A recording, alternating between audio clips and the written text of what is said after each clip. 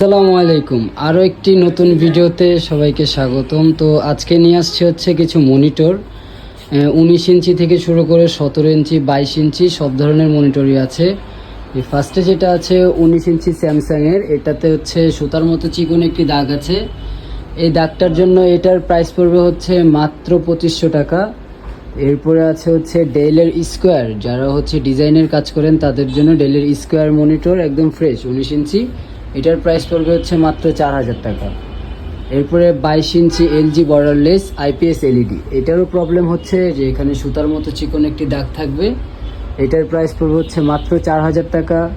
17 ইঞ্চি HP একদম fresh monitor, এটার price পড়বে হচ্ছে 2700 টাকা।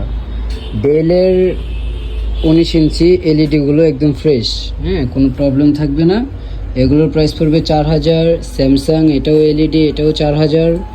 17 ইঞ্চি এটা হচ্ছে